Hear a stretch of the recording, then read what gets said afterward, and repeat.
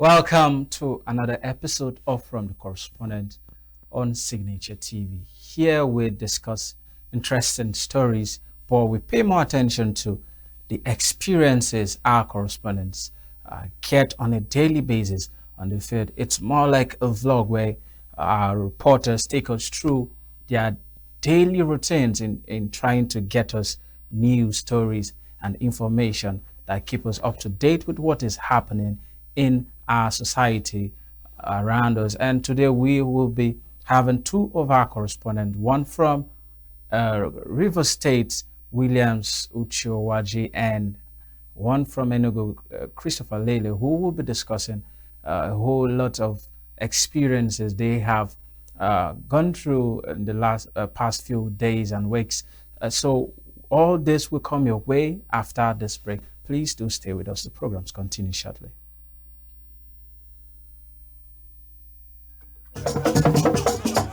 With a population of about 36 million people, the Southeast is awash with stories. Every day on Southeast News, we tell the peculiar story of the Southeast and her people. Our Southeast should be the Silicon Valley of Nigeria. Their successes, achievements, and daily challenges. Do you have a Southeast story to share? Community achievements and challenges, completed and uncompleted projects, bad roads, water scarcity, erosion, flooding, insecurity, or even disagreements? Bring it on to Southeast News. On Southeast News, no story is too big or too small. Southeast News.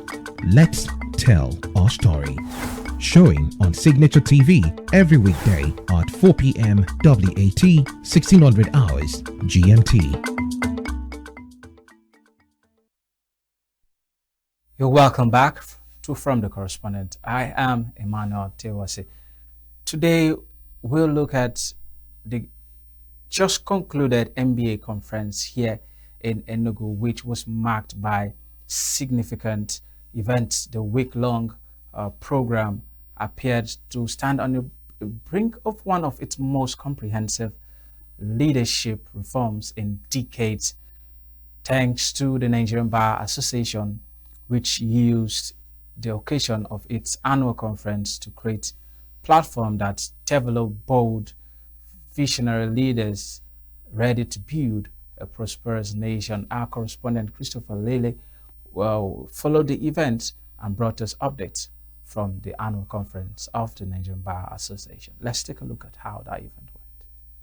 It was a breakout session and panel discussion at the ongoing annual General Conference of the Nigerian Bar Association, NBA, with the theme Leadership for Transformation. It brought together distinguished experts and legal luminaries, including the Governor of Enugu State, Dr. Peter Mba, and other practitioners who unpacked practical strategies to overcome barriers. The panelists also examined how to unlock opportunities and harness mentorship and education as catalysts for growth, using entrepreneurship and innovation as tools for change. One of the discussants and Enugu State Governor, Dr. Peter Mba, said governance is about channeling transformational leadership, which he said is deeper than what the world can see when the landscape changes. Governor Mba shared his experiences and strategies for transforming Enugu State, including committing 33% of the state's budget to education and launching farm estates with over 2,000 projects. Transformation is something deeper.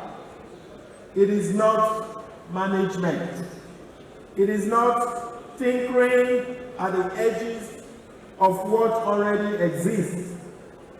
Transformation is when the landscape itself changes so completely that the world you see after is unrecognizable from what came before. Education is our next frontier. We committed over 33% of our budget to education. During the discussion moderated by Linus Okorie, Governor Peter Mba and other experts shared insights on overcoming challenges and driving change. We understand the place of sustainability in our administration. So not only are we doing brick and mortar, we also set a legal framework for whatever we do so that it would outlive not just our administration, but our generation. Today's world, education has shifted from content memorization to creativity, critical thinking and problem-solving approach. And it became very imperative that we must follow the trend, the technological trend, looking at what is happening in the world. It's important to note that every single thing we see today and many more you are yet to see were carefully planned out.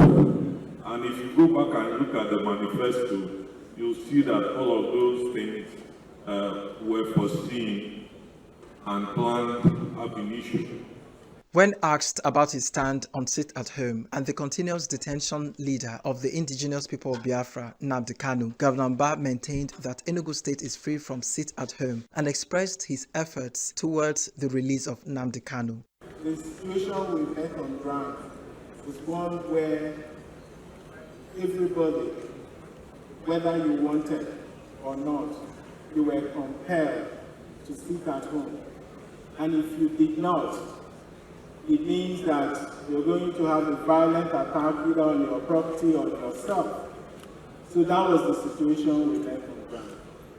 But I can tell you today, even in the Ogbete, you just made reference to, those who want to come to work, who want to trade on Monday, trade there in peace and in safety. My first visit to the president was the discussion on Nnamdi Kanu.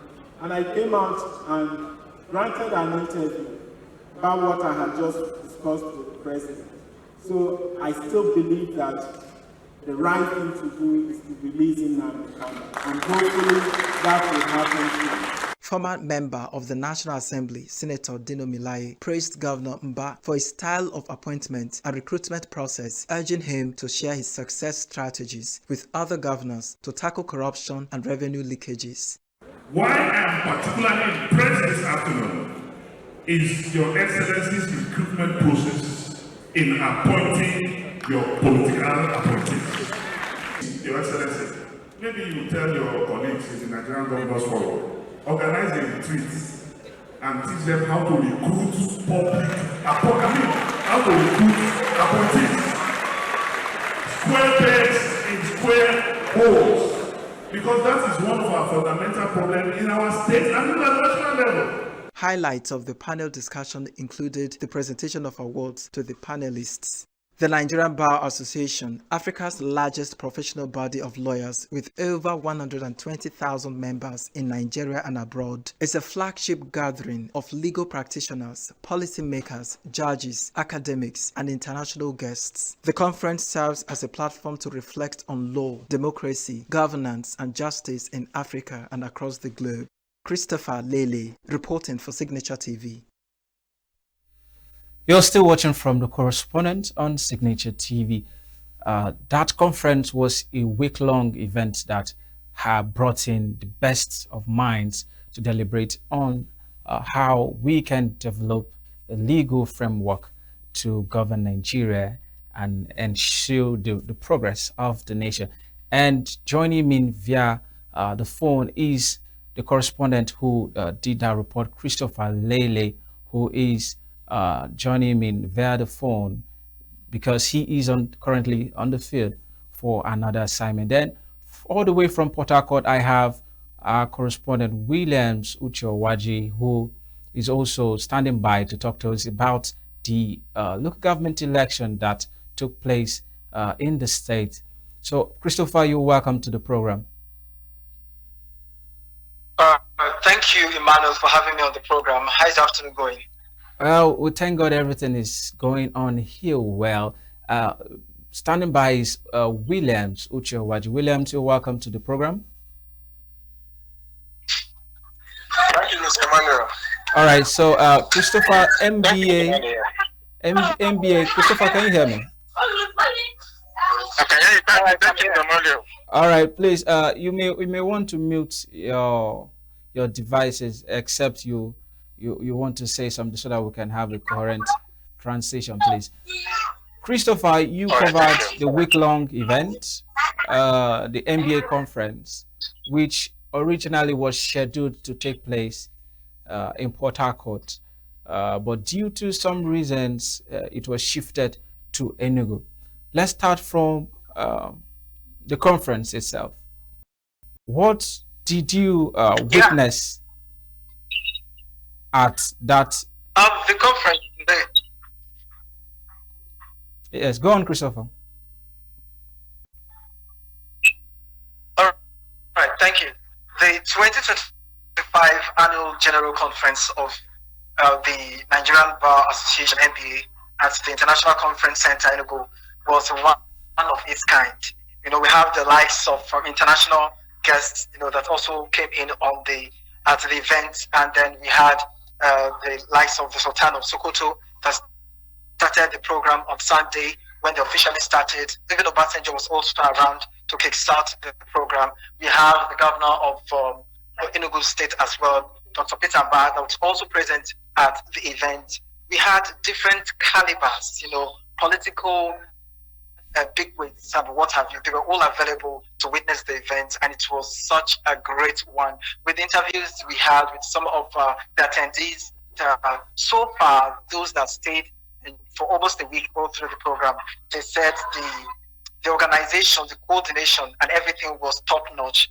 We were really, really excited about it, and they commended the governor for putting the event together and making sure that there was no security lapses and there was no challenge. Everything went really smoothly, from the conference to, the Bambi market where they went to buy food stuff, and even the feeding. Everything was really smooth. It was a nice one, really. All right, Williams, I would like to come to you. This conference was supposed to take place in Port Harcourt, but due to some reasons, it was moved to Enugu State. There were issues concerning that a particular sum of money was given to the NBA by the suspended governor, and there was this issue of whether the NBA will refund the money. As our eye in River State, how did that later turn out, Williams? Yes, thank you for having me. The issue of the refund is still ongoing to some extent, because the state government, led by this administration, I think they're expecting to challenge it in court. But the good thing is, from the NBA chairman also said something, that they did not coerce or solicit for the fund. Okay. It happened to be the usual way. State governors, not even the hosting state governors, other governors can as well extend an assistance, like financial assistance. So they did not actually beg or ask for the money. It was a gift given to them as the state, as a way to support the conference. The money was given before the state of emergency was actually declared. So at that point, you don't blame them if they refuse to refund the money or not. But as it stands now, the money has not been refunded or returned to the state government. Okay, so equally, the aspect of the government has been silenced after that incident. Then they kept quiet on it, but I think it's still ongoing, as the NBA conference too was ongoing here. Okay, thank you so much, Williams. Back to you, Christopher. We dwell more on experiences. Your experience during this week-long event, I know it would be such an interesting one, looking at the size of the venue and the number of halls you had to enter, the protocol and everything. Having maybe done your preparations and encountered some challenges, how were you able to put to go through these protocols and get us these new stories on those days that the conference lasted? Because I know there were some issues. Can you just take us through your experience, Christopher? All right. Well, I did quite an eventful one, starting from the protocols that one has to follow to make sure that they don't, break them, because these are rule guidelines. They are, laid out that before you step in, you must have your tags, you must follow certain procedures and what have you. But, as the media person that we are, the responsible and the right way to go about it, the program, and, be officially be part of the program, have the tag, which helps you to have access, to the conferences and the meetings and what have you. But then again, another challenge could also be the hall was overcrowded. Yes, was overcrowded. It's big, it's big, but then again, some people, not everyone was able to really fit into the hall. So if you're not there on time, you may have to loiter about and wait for space to step in. Okay, for the that days, was like one of the challenges, but I think. Okay. Go on, Christopher. Okay, yeah. So apart from the hall, getting filled up, if you didn't get there on time, to get a space to sit and all of that. Another challenge that I know that was also expressed is that apart from maybe once in a while that they shared soft copy of the program for each of the conference, there was really not much hard copy to work with, and then some people have to use their brain to listen, understand what was being said, and put it down. All right, Christopher, let me chip in a bit. This was a week-long event, and you covered the conference for most of the days, if not all the days. And when you started talking, you made mention of protocol. You have to register to get a tag and all of that. Please, you are narrating what happened at that event for me. Please, can you beat it down to your own experience? How did you beat this protocol to get into the hall? Were you even able to get into the hall? Let's know how it went. Did you stay all day the first day? How did it go? How were you able to pull some of these things? Because I know there were some concerns, particularly the first day. Just give us this personal experience so that we can appreciate your effort and what goes into news writing and reporting as it may be. So just give us your personal experience, Christopher. All right, thank you so much. Personally, getting in wasn't really an easy one, especially when you're not with a tag and then they really want to see a tag for you to get. And if you had forgotten your tag, that's a challenge on its own. And the protocols, even if you have your media vests, you have your outfit, everything put on, and they can see that you're a media person. Even if they need evidences, you can show them, but it's still difficult for you to get in. Were you able to get the tag, Christopher? Because they've not seen the tag. Okay. It was really tricky. When we finally went to get the tag, supposedly, the place we went to get the tag, we were told that the tag is for lawyers, and then there was a place for media people to go get the tag, which we went, but we couldn't find. I wish you visited that center. There were just tents here and there all over the place, and you barely see a place specifically for media or press registration. That was very common, that anybody could pinpoint and say, oh, you're a media, okay, this is where they are. You barely see things like that. Even one of the centers we wanted to go to cover, one of the conferences like that, we had to look around, walk about, kept asking questions from one tent to the other, from one chapel, from one place to the other. They don't even have their signposts, like this particular program that we are discussing, and we have the likes of Aisha Yusuf in this place. There was even no signboard or post that related to this very program attached to that tent that one could say this is where this stuff is holding.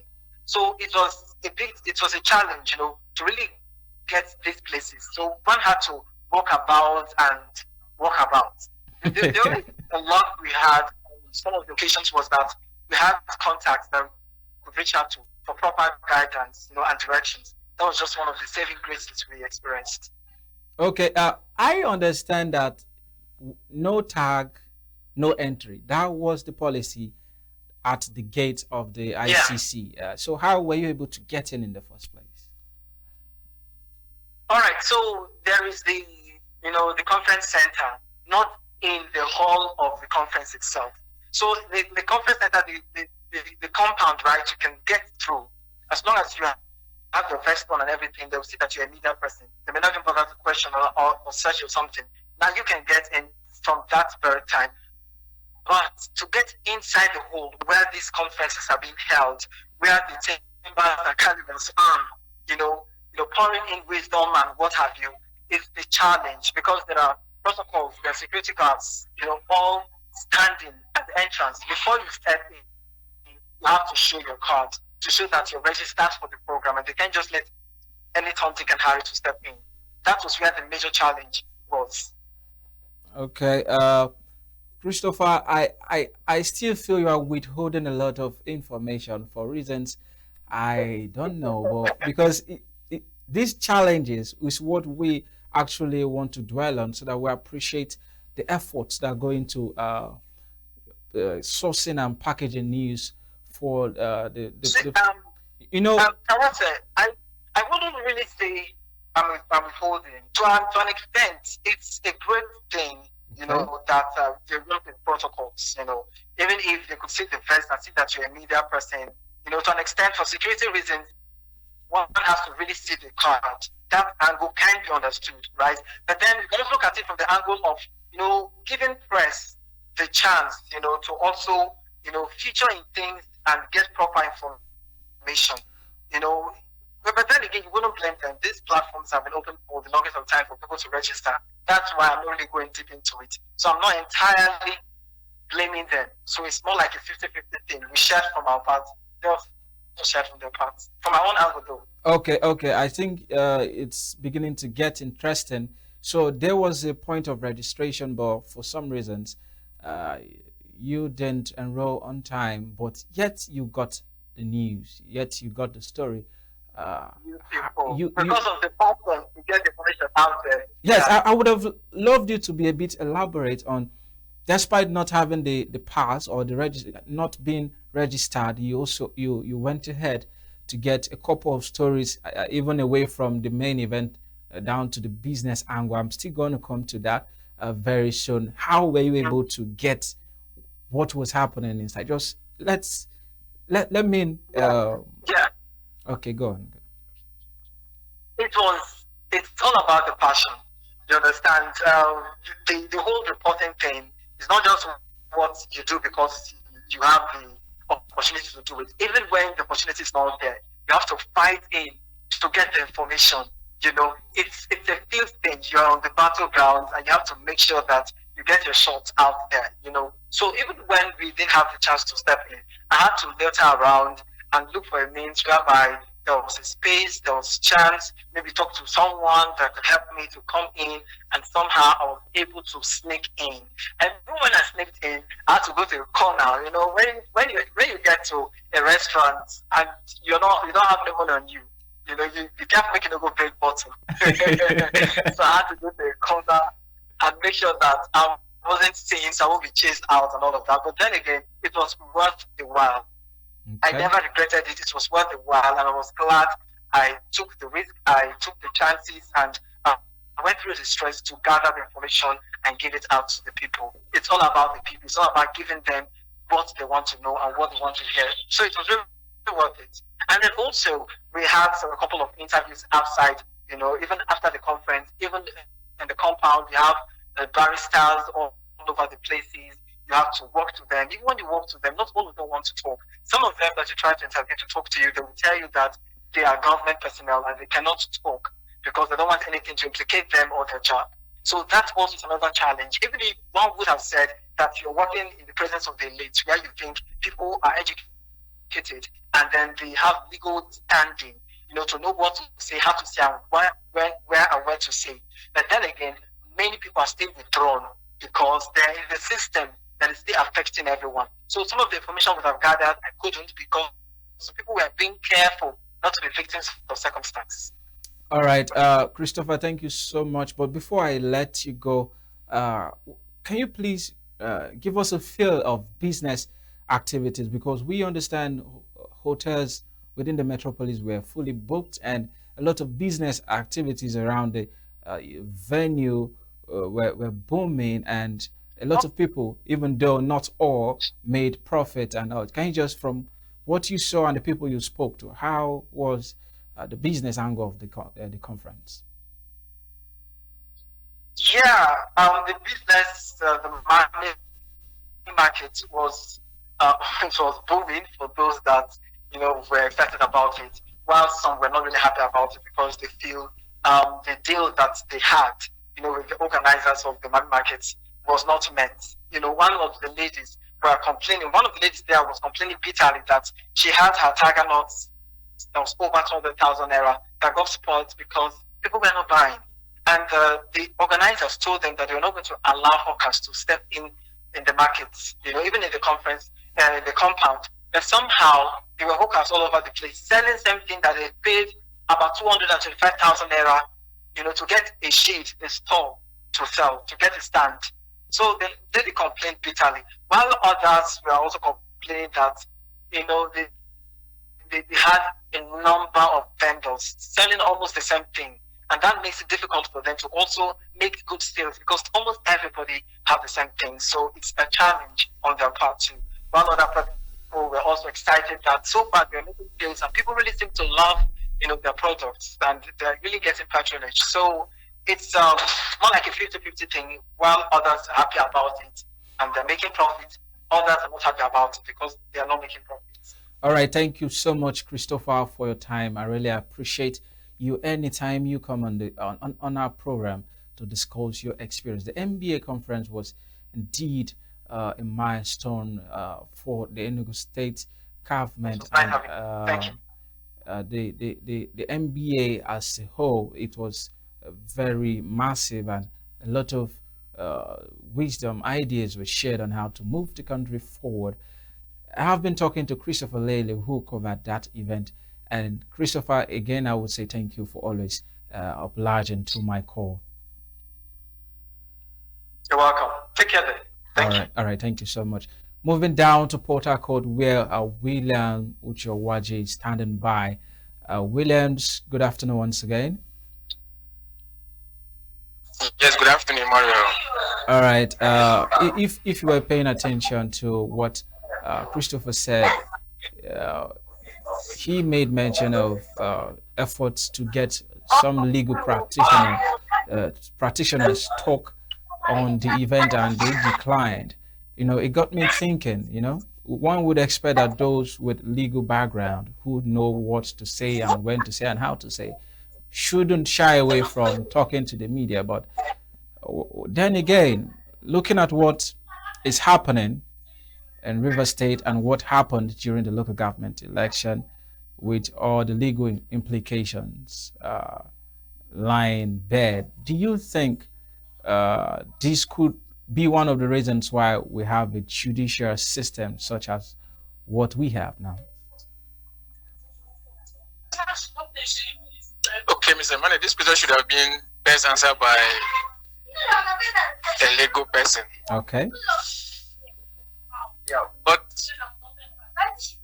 the common sense will tell all of us that they are highly professional body, and the bureaucracy, the bureaucratic process, how to checkmate the younger ones is very top-notch kind of.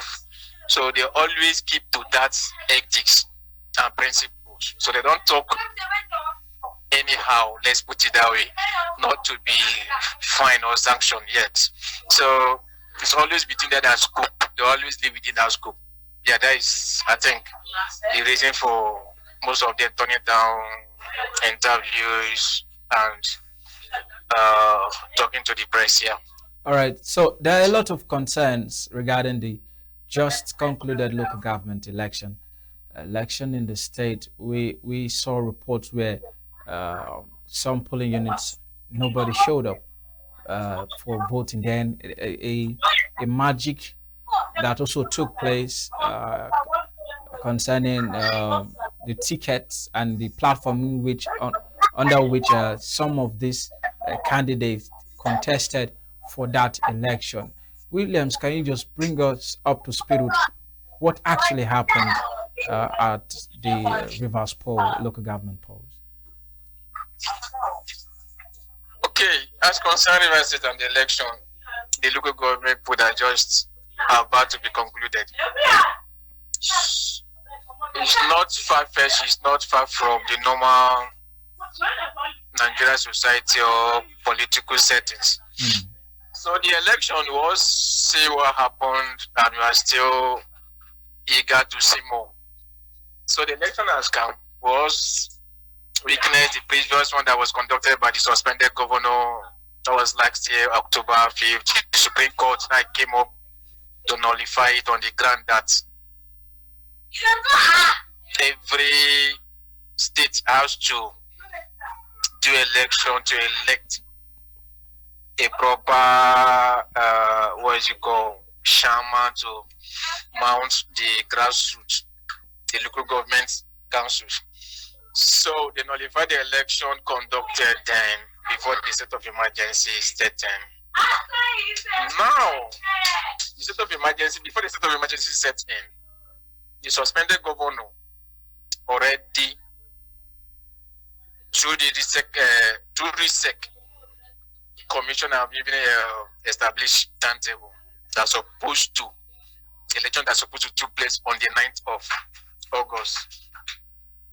In a way to comply, because the initial election was notified on the ground that it did not meet up with the standard, and the Electoral Act was supposed to give at least 90 days window for campaign and every other activities. So based on that and other legal infraction, it was nullified. But to our surprise again, state of emergency has been declared. At some point, they came up, the civil administration appointed, dissolved the well-constituted board, the commission, then brought in a foreigner as a chairman of RISEC and constitute the RISEC, the commission and the board. Then they roll out the reversed so-called timetable.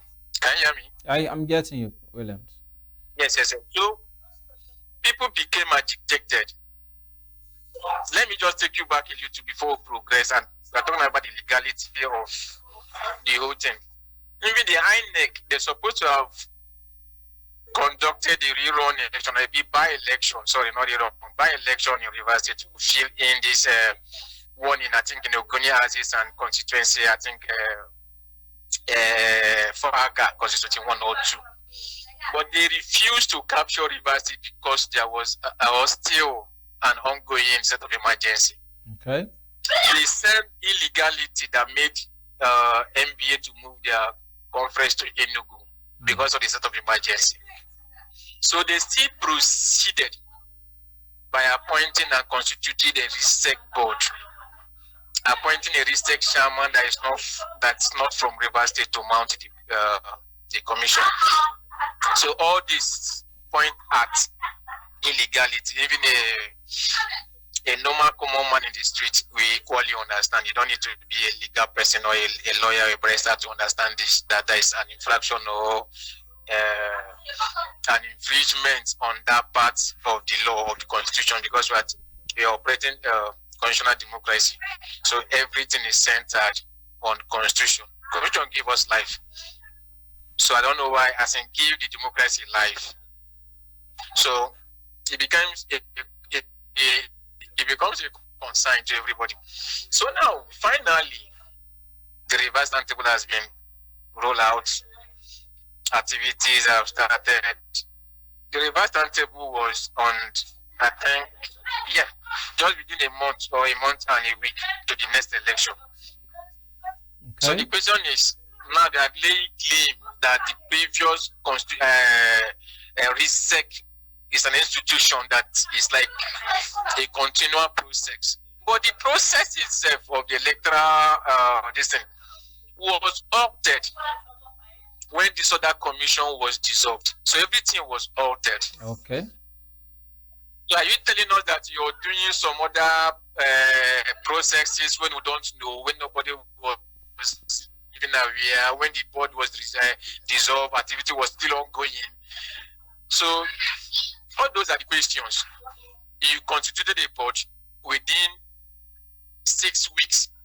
You want to conduct an LGA election, like local government elections.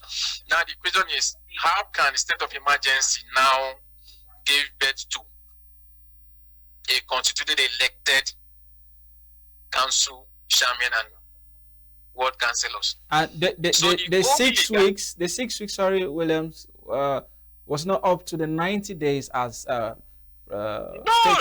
by the revised timetable was not even. It's not. If you want to put everything together, it's just 5 weeks. Okay. From the day they unveil, or yes, when they gave out that timetable, it should be exact. Just 5 weeks. Let's just be at this other side of it. 5 weeks. Is it within 5 weeks, within 4 weeks, that you expect all the political activities, every processes to be done and observed? That is the least. The least expected. They said the least, the minimum, the least is 90 days from the day of the unveiling of the timetable and the day of the election proper. That is what the law says, the Electoral Act says. So everything becomes like, we don't know, like Rivers people now, our slogan is like, we don't have anywhere to run to. So everybody just sit by and watch. Okay, Williams, there is also this issue where some people went in with umbrellas but came out with brooms. Can you confirm that for us? The candidates, come again, please. That some candidates went in with umbrellas but came out with brooms. Can you confirm that for us?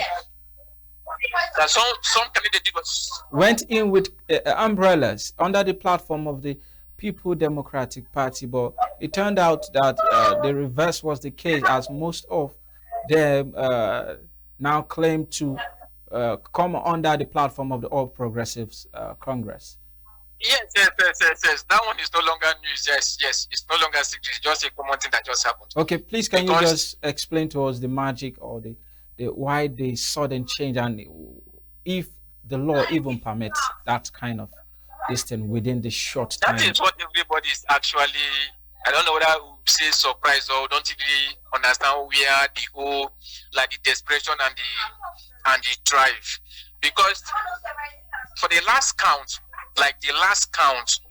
when those people, like the PDP families, the PDP as in the party itself, when they went in, when you are saying like, when there is like, you went to your party secretariat, being PDP party secretariat, to obtain your interest form and a nomination form.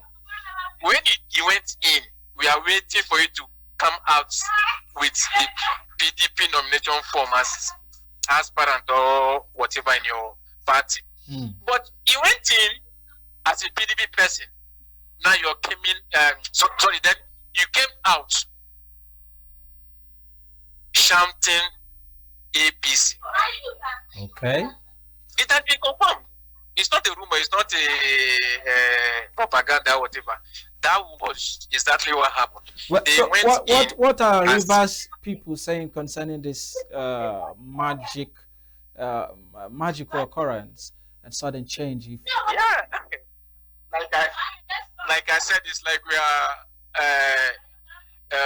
a shepherd. What is it called? A flock without a shepherd. Like that is just the situation in Rivers State now. You're seeing things, but nothing you can do. So that is just the drama. Like it's like the drama all over. That is just it. Because if you check all the candidates that flagged the APC, they are PDP stakeholders, like key PDP members. Till the very last day, they picked up the form. The very last minute, they were known to be PDP members, card-carried members, not just card-carried members, executives holding 1 or 2 positions. Some of them were their former council chairman. Before the rerun and the nullified of this other election, they were PDP card carried member, schools of PDP, till the very last minute. Is that how it defected? There was no record anywhere. There was no coverage anywhere. There was no news report that it defected anything to APC before they came out as APC chairmanship candidate. Well, Williams, so another thing is we know or understand that there are two factions of APC in River State. The one led by Tony Okocha and I think Emeka, the other one by one Mr. Emeka also. Emeka became, the platform which baptized this candidate, if I may say, whose faction is it, and what will now be the fate of APC in that state? Because there seems to be like a transition from PDP to APC, or what happened in Delta State, for instance, even though this one is on a low key, the ceremony is low, but from what you've just said, we are still trying to digest the process and how they woke up one morning from PDP to APC all of a sudden. What is happening to APC now as we speak in River State? Yeah, that judge is up. It's like the election is just like, we don't even know how to describe it in the right word. There is no exact word to use like to describe it. What we are saying now, a mega-led faction was actually deprived of his position as the duly elected APC chairman in the state and his schools. Okay. After the election, they were accused of anti-party activities. They went to court. Come and prove to the court like we participate or we are being fought or guilty of anti-party activities. They could not, and they won the case. They won the case as you speak. Mega-led faction won the case in the court. Okay. But in the Koshana-led faction now, the slaying claim that the working of the APC national now annoyed him, like selected him or appointed him as the party chairman. He was anointed as the party chairman from Abuja. Is that what you're saying? What do you say? Was he anointed from Abuja as the party chairman in the state? Yes, Abuja, the national party body, that has been his claim. That he was anointed by the party himself, national, to be the state party chairman. But the maker have obtained court judgment, court ruling in his favor that he was wrongly dismissed, so he has to be reinstated. And that ruling, that judgment has not been appealed. As we speak till now, this very minute, it has not been appealed. Okay. Yet they went on. Now, to answer your question now, the 20 LGA allotted to APC, they are of the Tony Okocha faction of the APC. Okay. That the Tony-led faction of the APC produces 20 local government chairmen that participated in this concluding LG elections. So it becomes another legal drama. So everybody, we are like dumbfounded, trying to understand what is really happening, what is the game, and every other thing. Because politics, we know that is strength or is mainstay from the constitution. So we don't understand what is actually happening in River State.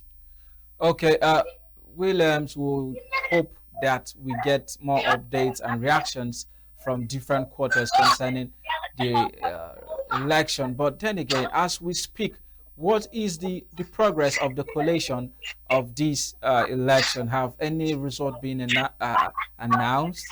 So far, so good. How many local governments have been collated? What is the update on this election? Okay, let's check the last update we gathered from reliable source. It was 5 actually. Okay. But later we got information that they may likely announce winners today. So we are still waiting. Okay. We are still waiting. But so far, the one who can actually confirmed it was 5 FGA that was already collected, but no result has been announced yet. Yeah, no winner has been announced yet, so we are still waiting. All right, Williams, we'll depend on you for updates concerning the announcement of the local government election that was held in Rivers State. Before I let you go, Williams, you went around, you visited a couple of local government. How was this drive? How did you navigate this whole this local government, and what did you see on ground at various points? Okay, yesterday, yeah, we left very early. We went to the SEC office. We saw buses moving out with supposed materials, materials to the various rack centers.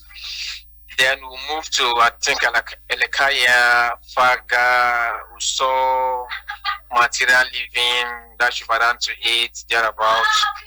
So at that point, we moved to the LGA, 2 LGA where we covered. Okay. What we saw was the 2 LGA was a bit outskirts of the state, actually, from the capital city. So material actually came in late. Okay. Some pulling units were scanty up to 9, 10. No presence of either RISEC officials or the voters, and everywhere was scanty. At some point, we saw some unit bringing in chairs and setting up. They moved back to Ikure local government. We covered AMO and Ikure local government council. So, we might say what you notice, it was widely peaceful. It was peaceful because it just one candidate, just one. There is no opposition. Okay. There is no contender. So it just the 20 LG that has been allotted to APC, just APC. Williams, you keep repeating allotted to APC. I don't think we would have a moral standing or the right to pronounce who allot local governments to a particular party, but let's just watch and see how this event unfold. The SO administrator has already said the polls were peaceful, and even though there are reports of low turnout. Williams, I thank you so much for this update on the election, but because of time, we would like to draw the curtains here. Thank you so much for joining me. Thank you, Eric. Thank you for having me. All right. You're still watching from the correspondent, and I just spoke to Williams Uchowaji from Rivers State, who brought us update on the Rivers local government election. So far, so good. 5 local governments have been collated, and there are speculations that the result may be announced later today in the evening. We'll be depending on Williams for updates in that regard. So that is where we call it a day for this segment. I am Emmanuel Tewasi, and until I come your way next week, stay informed and have a fruitful week ahead. Bye for now.